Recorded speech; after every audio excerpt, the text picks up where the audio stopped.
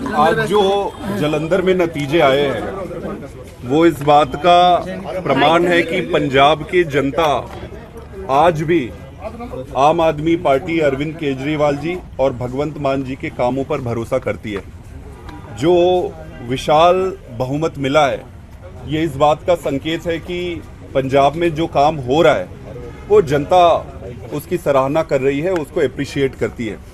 दो तीन महत्वपूर्ण राजनीतिक इससे इन्फ्रेंसेस निकलते हैं। सबसे पहला कि ये जो आजकल राजनीति चल रही है कि पैसे से या पावर से या किसी भी प्रकार के प्रभाव से एक पार्टी से चुनने के बाद दूसरी पार्टी में चले जाना, और ये जो गंदी राजनीति की जो श्रृंखला चल रही है, इसमें उन सभी लोगों को ये संदेश है कि ऐसे मत करो।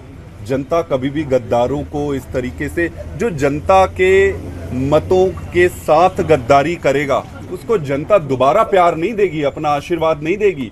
तो मेरा बड़े उदार दिल से, उदार मन से उन सबको ये सलाह है जो भी आज के समय में इस राजनीतिक परिस्थिति को फायदा उठाने की सोचते हैं कि यहाँ चले जाओ, ये कर लो, वो कर लो। ये चलता नहीं है, ये बड़ा क्षणिक होता है।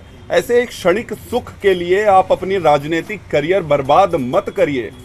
दूसरा इसमें महत्वपूर्ण इन्फ्रेंस ये है भारतीय जनता पार्टी के लिए। इस देश ने, देश के इतिहास और संस्कृति को अगर आप उठाकर देखेंगे तो कोई भी गद्दार या कोई भी ऐसा पक्ष या पार्टी द्वेष, गुंडागर्दी, तानाशाही, इन हथियारों का जब भी उपयोग किया है वो ज्यादा समय तक चला नहीं है, वो जनता उसको ज्यादा समय तक चलने नहीं देती है।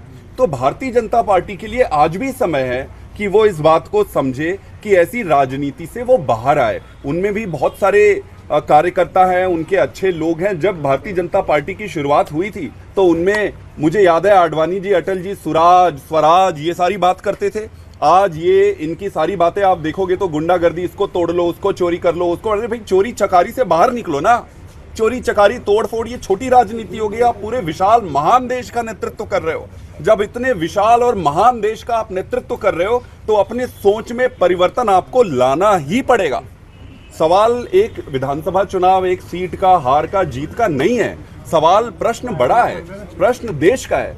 कल जिस तरीके से अरविंद केजरीवाल जी को हर न्यायालय में ये स्पष्ट कर दिया गया है कि इस कोई शराब घोटाला हुआ ही नहीं है, शराब घोटाला हुआ नहीं है, किसी का कोई दोष नहीं है, जबरदस्ती तरीके से जेल में रखा जा रहा है। आपको क्या लगता है कि आप जबरदस्ती तरीके से केजरीवाल को जेल में रख लोगे और इस तरीके से चुनाव हरा दोगे?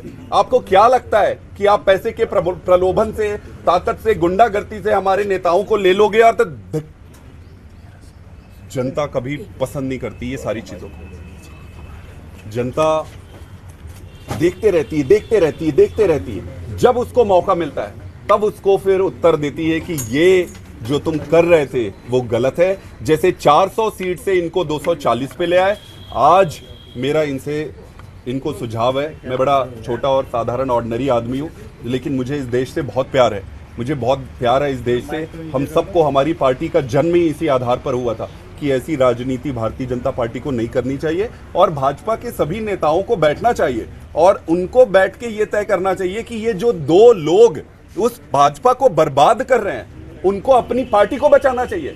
जब उनकी पार्टी बचेगी तब पॉलिटिकल राजनीतिक परिदृश्य बचेगा, राजनीतिक परिदृश्य बचेगा तब देश बचेगा। तो जालंधर का नतीजा, और 13 सीटों पर मेरे ख्याल से चुनाव हुए थे जिसमें से लगभग 12 सीटों पर इंडिया अलायंस जीती है। ये इस बात का प्रत्यक्ष प्रमाण है कि जनता बहुत उदार दिल की है। यहाँ प्यार से आप जीत सकते हो। गुंडागर्दी और दादागिरी का सिर्फ अंत, नियति, खात्मा ही है। जो बात आप गुंडागर्दी की कह रहे हैं यही वजह है 13 में से एक आना?